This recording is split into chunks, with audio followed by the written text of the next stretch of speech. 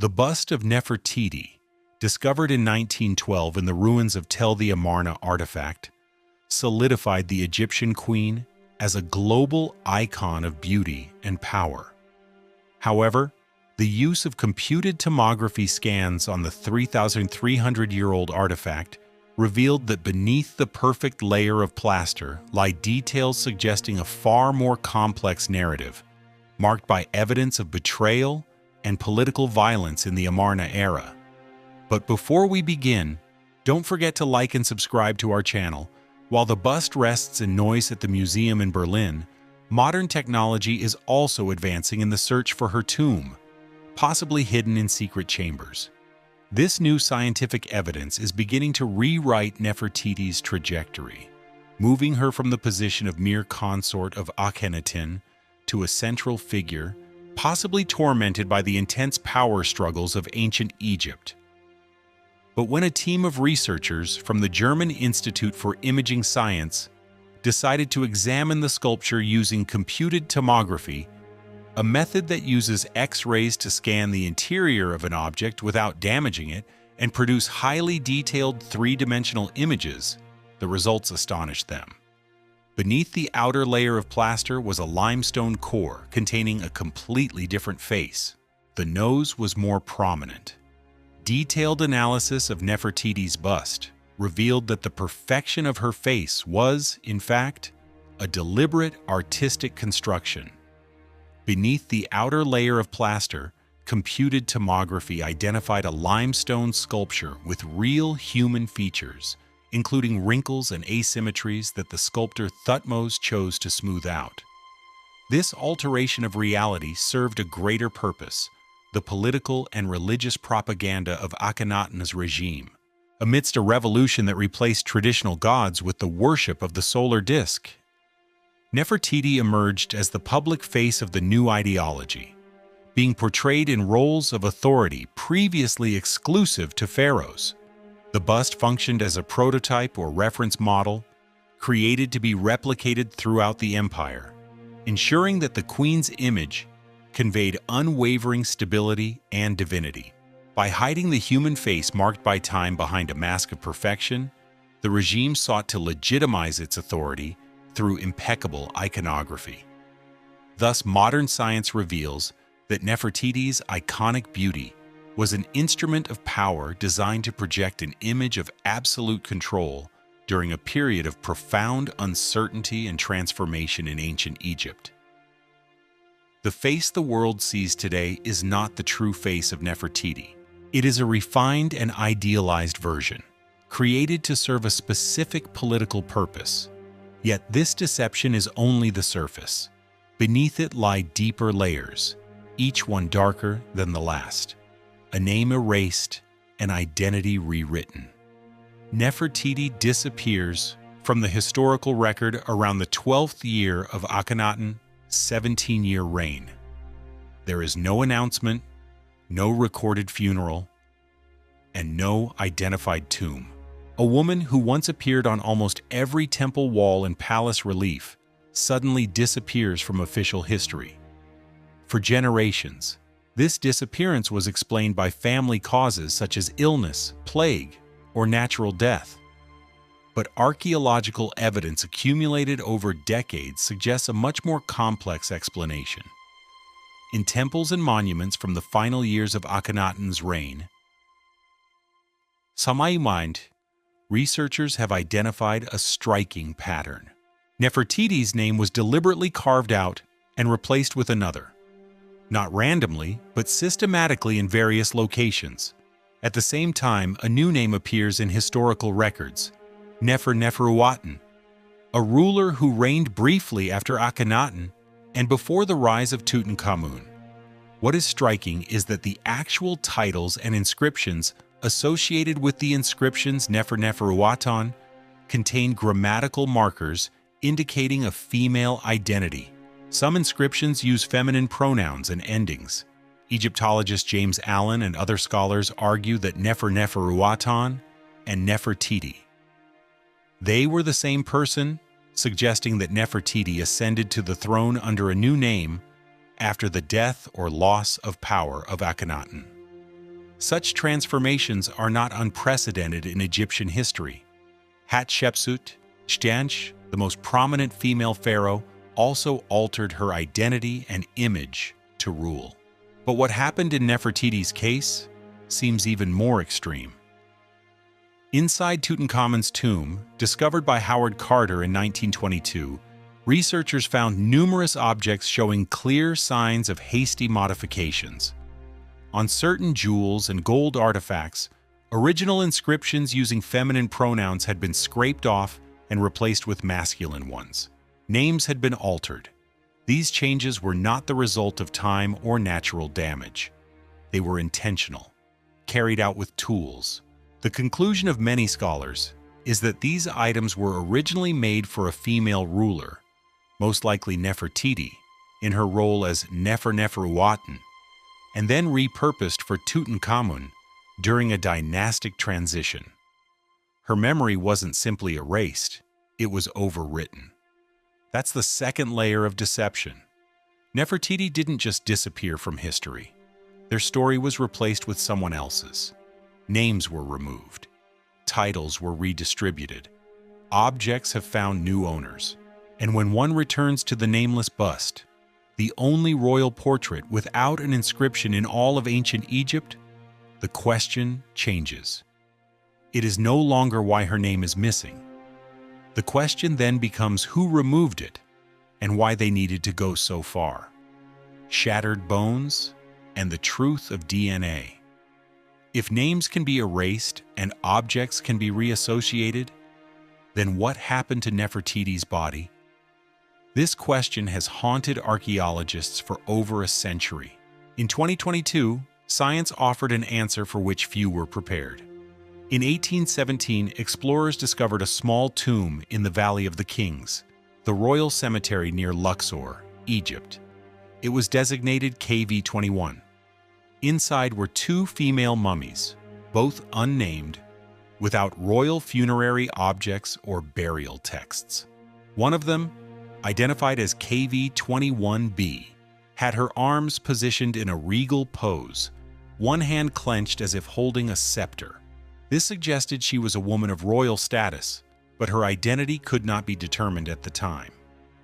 The remains were too degraded for DNA extraction using older techniques. For decades, KV-21b remained stored away, an unsolved mystery. Then in 2022, an international team of researchers applied next-generation sequencing, a method capable of reading genetic material from extremely small and fragmented samples that older methods could not process. They successfully reconstructed a complete mitochondrial DNA profile. Mitochondrial DNA is passed from mother to child without mixing with paternal DNA. The result was impressive. KV-21b shared the same maternal lineage as Tutankhamun. This means she was not only a member of the royal family, but had a direct maternal connection to him. She could have been his mother, aunt, or sister. When combined with existing archaeological evidence, the most likely identity is Nefertiti. But that's not the most disturbing part. When forensic experts performed CT scans on KV-21b, they identified injuries that cannot be explained by time or mummification processes. Both arms were broken and twisted backward at unnatural angles. The ribcage was crushed. The skull was fractured on one side with sharp-edged breaks indicating direct impact, not gradual pressure from surrounding debris. Dr. Sahar Salim, a leading forensic expert at Cairo University in mummy analysis, concluded that these injuries occurred close to the time of death, not centuries later. Placed side by side, the DNA evidence and forensic findings paint a disturbing picture. This was a woman of high royal lineage from ancient Egypt, buried nameless in a modest tomb that did not correspond to her status, bearing clear signs of violent trauma in her skeleton. It was no accident, not illness, violence. And the bust displayed in Berlin, the flawless and serene face without a name, was created under the same power system capable of producing such an end. A tomb hidden behind a wall. In 2015, British Egyptologist Nicholas Reeves proposed a theory that completely shook the field of archaeology. Nefertiti's tomb may be hidden behind a wall inside the world's most famous burial chamber, Tutankhamun's tomb, known as KV62. Reeves didn't arrive at this idea through speculation. He conducted a detailed analysis of ultra-high-resolution scans of the burial chamber walls, produced in 2014 by the company Factum Arte. In these images, he identified smooth, linear patterns and subtle contours on the north and west walls that do not correspond to the natural structure of the limestone. They look like sealed doors that have been covered with plaster and painted. His argument is supported by several anomalies. Tomb KV62 is unusually small for a pharaoh. Its layout does not follow the traditional pattern of royal tombs, and there are signs that it was completed hastily. Reeves suggests that the tomb was originally built for someone else, most likely Nefertiti, and then repurposed for Tutankhamun after his sudden death at around 18 or 19 years of age. The original burial chambers, along with their intended occupant, may have been sealed behind the walls. In 2016, a team of Japanese researchers used ground-penetrating radar, a technology that sends electromagnetic waves into surfaces and reads their reflections to detect hidden spaces, and reported initial findings of anomalies behind the north wall, consistent with a void. The Egyptian Ministry of Antiquities cautiously acknowledged the possibility of hidden chambers. However, in 2018, an Italian team using more advanced radar equipment conducted a new survey and did not confirm the previous results. Their conclusion was that the anomalies were natural variations within the limestone and not voids. The debate remains unresolved. Some researchers point out that radar-based measurements can carry significant margins of error, with results heavily dependent on scanning angles and data processing methods. Reeves maintained his position. Egyptian authorities, to this day, have not allowed any direct physical investigation of the wall, leaving the central question unanswered. Is Nefertiti resting just meters from Tutankhamun's treasures? The only way to know would be to open the wall, and that's exactly what no one was allowed to do. Still, regardless of whether the hidden tomb exists or not, the implications are profound. If Nefertiti really is hidden behind that wall, then the concealment was almost perfect. A woman who once stood beside a pharaoh may now remain hidden beneath the legacy of a boy king who came after her. No name, no mark. Separated only by a thin barrier from the hands of millions of people who pass through the site every year. The daughters and a systematic purge. If the successors of the Amarna period intended to erase Nefertiti's legacy, removing her name and hiding her body would not have been enough. Those who carried her bloodline also needed to disappear. And that is exactly what seems to have happened to her 6 daughters, Meritaten, Meketaten, Ankesenpaten, Neferneferuatan Tasherit, Neferneferura, and Setapenre. The story of Nefertiti and Akhenaten's daughters exemplifies how power and lineage were ruthless political tools in ancient Egypt. During the early years of the reign, the 6 princesses were omnipresent in Amarna art, symbolizing fertility and the blessing of the god Aten upon the royal family. However, after the 12th year of rule, this presence begins to fade, revealing a scenario of personal tragedies and deliberate historical erasure. Meketaten, the second daughter, is the protagonist of one of the rare and shocking scenes of emotion in Egyptian art. Depicted on her deathbed, while her parents mourn. The enigmatic presence of a baby in the scene suggests she may have died from complications during childbirth. Ankesenpaten, the third daughter, survived the fall of the Amarna regime only to become a pawn in a desperate succession game. Renamed Ankhesenamun, she married Tutankhamun and after his death, attempted an unprecedented alliance with the Hittite king to avoid a servile marriage. The assassination of the prince, sent in response, sealed her fate, and her subsequent disappearance from the records. The fate of the other daughters remains a historical void. The absence of identified mummies or death records is not a matter of chance, but the result of a systematic campaign of damnatio. The Amarna Memorial, condemnation of memory, led by General Horemheb. By destroying the tombs and removing the names from the walls, the new regime not only erased the religious legacy of Amarna, but legally eliminated any descendant who could claim the throne. Thus, the lineage of one of the most powerful queens in history was reduced to fragments, transforming real figures into biological ghosts, devoid of official identity. This was no accident. It was a campaign, genetics, and the cost of a divine lineage. There is one last layer, and this one was not created by human intention. It is written by nature itself, within the DNA of the Amarna family. And it helps explain why this entire dynasty collapsed so quickly and violently.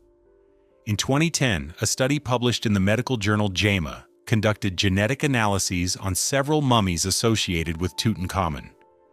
The original goal was to establish identity and family relationships. But the findings went far beyond that.